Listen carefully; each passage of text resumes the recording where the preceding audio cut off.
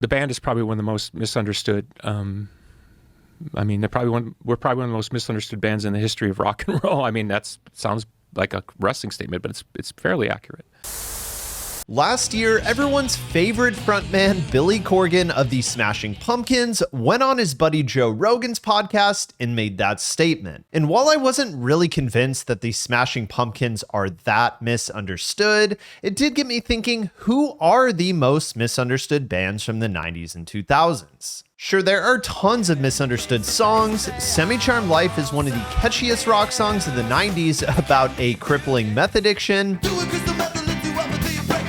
And Every Breath You Take is mistaken for a love song way too often, despite being about an obsessive stalker. There are even misunderstood albums that have gone on to become cult classics. There was a time about 10 years ago when not only did our audience not want to hear the songs, but I didn't want to play them. That said, it's a lot harder to have your whole identity as a band misunderstood. Imagine you're just trying to cultivate an inclusive fan base, and the FBI labels them all as a criminal gang, or you have to spend your whole career explaining to everyone that you're not a Christian band because you can't stop writing about religion. In this video, we're going to look at some of the most misunderstood bands of the last 30 years. I cried out, heaven to see me, while I'm down to one last Creed's career feels like a fever dream in so many ways. The One Last Breath video that is like 100% CGI is just too good in 2026. The NFL halftime show is one of the most iconic music moments ever. The time they got sued by their fans for putting on such a bad concert, it's all too perfect. Perhaps the funniest part is that the band fought the Christian rock label so hard, while essentially every one of their singles have some sort of Christian or biblical imagery or messages. My Own Prison talks about seeing visions of the cross. see a vision of a cross. Last Breath is about a dude crying out to God when having suicidal thoughts. Cried out, heaven save me. With Arms Wide Open talks about praying. Begin to pray. I wonder why someone would think they were a Christian band. That said, singer Scott Stapp was adamant on Creed not being a Christian band while talking about Christianity constantly. What do you say to people when they say that to you? When they go, "You guys a Christian band?" I say we're not. The band's 2000 website featured a FAQ page with 5 separate questions addressing them not being a Christian band in the most hilarious way. Is Creed a Christian band? Are the members of Creed Christians? If Creed is a Christian band, why does Scott say "goddamn" in WTLF? If Creed is a Christian band, how come they're not on a Christian label? Okay, so they are not Christian. Are they religious? I can literally picture Scott Stapp sweating and rage typing out the FAQs. Scott aside, the rest of the band were either not openly Christian or wanted nothing to do with it being part of their band, which is completely I never would fair. have dreamed somebody would consider me to be somebody who was in a Christian rock band, but you know, I am a Christian, but I'm not, you know, when I'm playing rock and roll, I'm playing rock and roll. I'm not at church, you know. Christian rock dates all the way back to the middle of the 1960s with the Crusaders album. The Crusaders make a joyful noise with drums and guitar, but it didn't really start to explode in popularity until the 90s when Creed was really blowing up.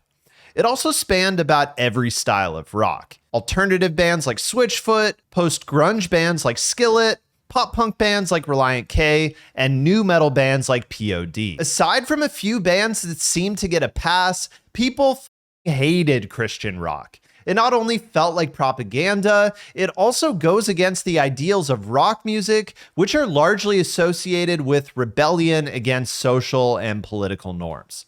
On top of this, most mainstream Christian rock bands sounded so safe and generic, there's literally no reason that anyone would want to legitimately listen to them for music alone. I take a day at a time. I spend my mornings with God before I hit the grind. Like, seriously, what am I listening to? So of course, as this stuff got more popular and pervasive, people started to get really annoyed by it. And I'm not saying there weren't some banger Christian rock songs, but it certainly wasn't the norm. Creed really did not project Christian values outside of their lyrics.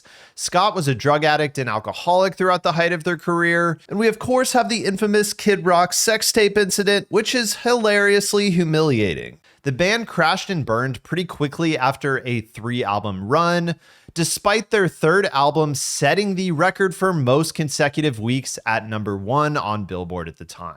After being clowned on for so many years, I'm not gonna lie, it's pretty awesome seeing Creed absolutely killing it 20 years later with a whole new audience. Oh yeah. Hi, we're the Insane Clown Posse. Insane Clown Posse is such a weird anomaly of a band, it's hard to even put into words. These dudes are so prolific in both their music output and business ventures. They're like the exact opposite of what someone who heard a couple of ICP songs in the 90s and 2000s would think.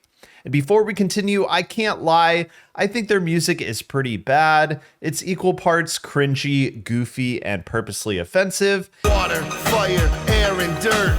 F***ing magnets, how do they work? And definitely doesn't appeal to the highest IQ crowd. That's so sad. And while we're not here to review the group's horror rap catalog, I do think it's important to set the stage because despite the negative critical reviews, the band have had an extremely long and successful run and have cultivated a very devoted fan base. I mean, with song titles like My Axe and I Stab People, who wouldn't expect the Juggalos to be inclusive to all fans? One of the dudes literally goes by the moniker Violent J. Their song titles are insane even for someone like me who isn't shocked or offended by much. This is home. We can get up and don't have to worry about it. Woo woo! Now, the average fan is probably an alcoholic, but they do seem to take care of each other, and you've got to respect the group for the generally positive message that they share with their fans. That's family right there, you know what I'm saying? That's the vibes you get here at the gathering, man. We all love each other. The group has participated in too many charity events to count, from things like free wrestling events with requested donations for those in need, like a Thanksgiving turkey drive, to mask donations during COVID, as well as an entire tour where all proceeds went to St. John's Children's Hospital, just to name a few. And their reward for these good deeds? Clown Posse call themselves Juggalos. The FBI has classified Juggalos as a gang. Well, in 2011, the FBI labeled them as a quote-unquote loosely organized hybrid gang, which for all intents and purposes puts them alongside other street gangs like the Crips, Bloods, and MS-13. And you may be thinking, who cares? But ultimately, the label can lead to extended sentences for crimes or being targets of other gang violence. The ACLU is probably not backing a legit criminal enterprise. On another note, most of ICP's most popular songs date back to their 1997 album, The Great Milenko, funny enough, put out by the Disney Music Group. Perhaps the craziest part is that the group was still putting out #1 indie albums in 2009 and 2012, and hitting #4 on the Billboard charts overall, 15 years after their peak. Insane. And if you've watched any coverage of the gathering of the Juggalos, you'll know that ICP fans are also fans of drugs, so it's kind of hard to imagine that their ringleaders have owned a record label, ran an annual music festival for 27 years, wrote books, produced movies, starred in movies, created Juggalo Championship Wrestling, which started in 1999 and held 13 separate events in 2025 alone, appeared in almost every other wrestling program to exist. The list goes on. While everyone might not understand the appeal of Insane Clown Posse's music and community, you do have to respect it. Welcome to the jungle, punk. Take a look around. It's Limp Bizkit up your town. Limp Bizkit may have fooled just about everyone. Fred Durst and the band personified a perfect frat bro image, aggressive, immature, dumb. You get the idea. From the band's nonsensical name to their borderline offensive album titles, almost everything they did managed to annoy the media, and it turns out that that was the point, with Fred literally stating that, quote unquote, the name is there to turn people's heads away. And when it came to their album titles, the band has said they just don't want to take themselves too seriously. Even though we were kind of tongue-in-cheek with it and kind of trying to have fun with it, I think a lot of people people taking it very seriously. Looking back on it, I think that Fred and the band really just mastered the art of rage bait before that was even a term. He understood that outrage equaled attention, which was ultimately good for the band, and the band were kind of marketing geniuses. Fred's backward red Yankees hat basically became a uniform that made him instantly recognizable, and Wes Borland's makeup and costumes were second to none. You can also tell how much Limp Bizkit care about their true fans. And look, I'm not saying that you can't criticize Limp Bizkit and that Durst didn't push the limits. The infamous Break Stuff performance at Woodstock 99 knowingly or not contributed to the estimated 8 to 10,000 medical incidents and 3 deaths during the festival, and the band never really apologized for their participation. The guy was also constantly getting into beefs with other bands. In his videos doing the Jesus Christ thing, you know, and he's all, you know, he's just like, hey man, I am badass. Fred, were there It's any like, come on, man, words put your feet on the exchanged? ground because one of these days that's gonna go away. After Limp Bizkit released their debut album $3 Bill Y'all, Durst was hired as the senior vice president of A&R at Interscope Records. To think that he was holding this position while releasing the follow-up #1 album, Significant Other, is actually pretty insane. Their third album was the 18th most successful album of the decade and was still named the worst album of the year, alongside Limp Bizkit being named worst band of the year by rock music fans. In 2002, Durst was tapped by Britney Spears to write songs for her upcoming album.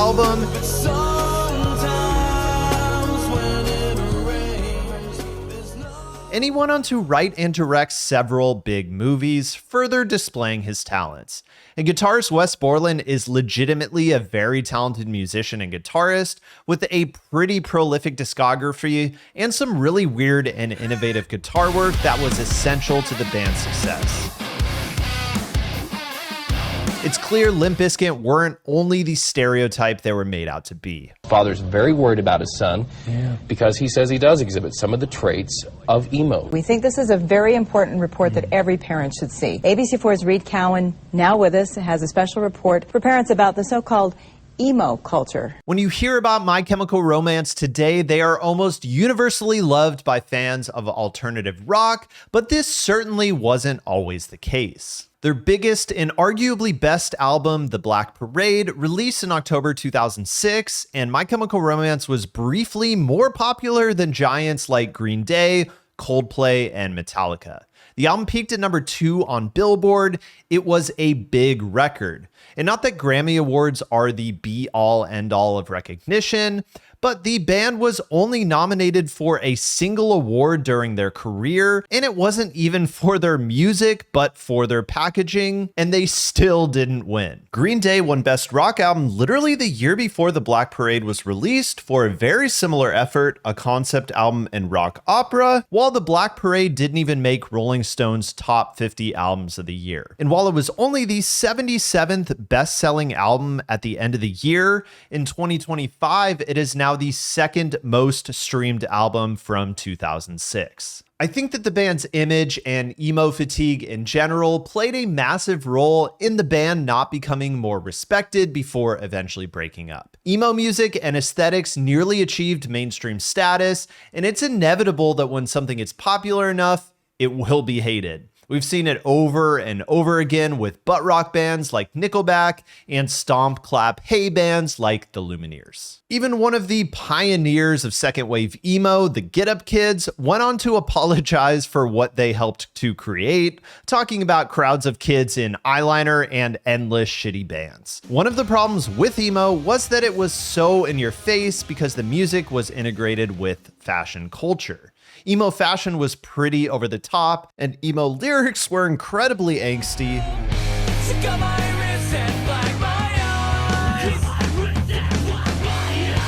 Making emo culture seem overly performative and mostly appeal to a younger audience. Even though My Chemical Romance lyrics were considerably less quote-unquote emo than other top bands like, say, Panic at the Disco or Taking Back Sunday, the dark themes tied with the goth and emo aesthetic immediately just turned some people away. I don't know about you, but my parents hated the goth aesthetic, as did Russia, who tried banning emo fashion in school and government buildings. And the media loved to fearmonger over it. I've never heard someone being referred to as a mosher. That's awesome. Despite Gerard Way's annoyance with the emo label, Nathan quoted as saying emo is a pile of shit. Oh shit, yes. Why is that? I was obviously referring to what the modern idea of emo is, which is basically a pair of jeans and a haircut. My Chemical Romance was at the center of a lot of the negative emo coverage. The band obviously eventually received the praise they always deserved. They actually still had multiple albums on the 2025 alternative and rock charts at the end of last year, beating some of the big heavyweights, and their album 3 Cheers for Sweet Revenge hit #1 on the Billboard charts in 2025. In 2020, Rolling Stone added The Black Parade to the top 500 albums of all time list at number 361. And in 2022, they ranked the album as the 8th best concept album ever made, ahead of my personal favorite Beatles album, Sgt. Pepper's. Pitchfork gave a retrospective review of 3 Cheers in 2019, giving the album an 8.2. They wouldn't even review the album in 2004 when it was released. The tides have definitely turned, and emo or not, the band have widely been considered one of, if not the most important band of the emo genre and subculture. If you think about Avenged Sevenfold in 2026, they are firmly among the metal giants of the last 20 years. But during their rise into the mainstream, it seemed like no one could figure out just how to classify the band. And sure, their style changed leading up to their breakthrough album City of Evil. Their debut album could mostly be classified as metalcore with some skate punk mixed in. The follow-up album, Waking the Fallen, was still metalcore, but heavy metal influences were much more upfront, and M. Shadow's clean vocals are much more present. And by their third album, they were full-on heavy metal, which also coincided with their breakthrough into the mainstream. Name a band that released their debut album at 19 years old and doesn't sound different a few years later. I mean, the Goo Goo Dolls literally started as a hardcore band. Give me a break. Avenged Sevenfold got their start on Warped Tour alongside mostly pop-punk, emo, and ska bands. This was back between 2003 and 2007, when the tour was dominated by bands like Fall Out Boy, My Chemical Romance, and Newfound Glory. When their sound evolved to straight up metal by 2005, they really had no business playing Warped Tour. What few heavy bands were on the tour at this time were screamo or metalcore bands like Under Oath, The Bled, or Every Time I Die. Real metal bands were playing festivals and tours like Ozfest and Korn's Family Values Tour. Even when Avenged Sevenfold was invited to play Ozfest in 2006, they were a surprise guest, so none of their fans knew they were even playing. Ozfest 2006. We were the mystery guest, and so none of our fans are really here. So we thought it'd be fun to get out in front of a bunch of rabid, smelly-ass metalheads. To make things worse, the band released most of their early albums through Hopeless Records, which largely turned into a pop-punk label with bands like All Time Low, Sum 41, and Yellow Card, to name a few. Hopeless Records literally referred to themselves as a punk rock label the year Avenged Sevenfold broke out. And we know that rock fans love to gatekeep their favorite genres. I mean, people are still debating whether Avenged Sevenfold are metal in the 2020s. So it's no surprise that metal fans didn't really view metalcore as real metal in the 2000s. Metalcore was the new popular thing at the time and was bringing in new and younger fans to heavier music. It's no different than the punk bands of the 80s and 90s, not considering the bands that came after them real punk rock. The band performed on MTV TRL in 2006, sporting eyeliner, emo haircuts, and skinny jeans, and won Best New Artist at the VMAs that same year. None of this granted them credibility with the metal crowd, even though they released a straight up heavy metal album that year. There are also the pretty silly stage names. Zacky Vengeance and Sinister Gates are definitely some shit you come up with as an edgy 17-year-old. At the same time that metalheads rejected the band, Avenged Sevenfold's metalcore fans labeled them as sellouts for abandoning their metalcore roots. You can't make this stuff up. Avenged Sevenfold is like what you get if I asked my mom to design a cool heavy metal band. That's a good one. I think a lot of the confusion of the band was just a case of wrong place, wrong time. By the mid-2000s, nu metal bands like Limp Bizkit and Korn saw a huge decline in popularity as metalcore started to be the new trend. Metal was critically sidelined as indie really took hold. The Scene Kid era aged poorly in public memory, and the massive metal bands were still largely legacy acts. The band have continued to evolve over time, but Forbes named them the 10th best metal band of all time, so I guess they made it. Ah yes, the video comes full circle. The Billy Corgan comment that kicked off this whole video.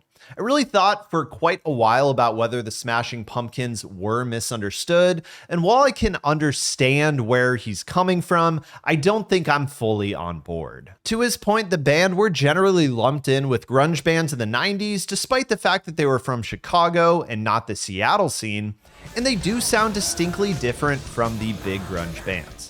Their big albums have clear alternative, gothic rock, hard rock, and shoegaze elements. And Corgan's personality didn't always do the band any favors. Why didn't you sing 1979? Because people like you asked for it. But in 2019, Rolling Stone listed their 50 greatest grunge albums of all time, and 3 separate Smashing Pumpkin albums made the list. Pitchfork literally stated that without Gish, there would probably be no Nevermind as we know it. And their massively successful album, Melancholy and the Infinite Sadness, was nominated for 7 Grammy Awards, although it only won a single category for Best Hard Rock Performance with vocals for Bullet with Butterfly Wings. The band have only ever won 2 Grammys throughout their career, and while this is a bit of a surprise, they certainly did receive recognition at the time. Corgan has also expressed that the Smashing Pumpkins should be in the Rock and Roll Hall of Fame on several occasions, and while that may be the case, I don't know if I could think of anything less rock and roll than complaining for the last decade that you're not in the Rock and Roll Hall of Fame. Or telling everyone about how you were a musical savant as a kid. They came to our school and they tested everybody in the school. They did this sort of strange music test. And they said they said at that point, your son's probably a musical savant. You need to get him playing, and here's the orchestra. The band just does not look like they want to hear this man talk anymore. I do think that the Smashing Pumpkins music has been much more timeless than some of their peers, and the band's image hasn't painted them in the best light, but so many bands have done so much worse than just being pretentious, so I guess there's that. If you enjoyed learning about the most misunderstood bands of the last 30 years, check out these other videos that explore the music, bands, and subcultures that inspired the creation of zines in the past.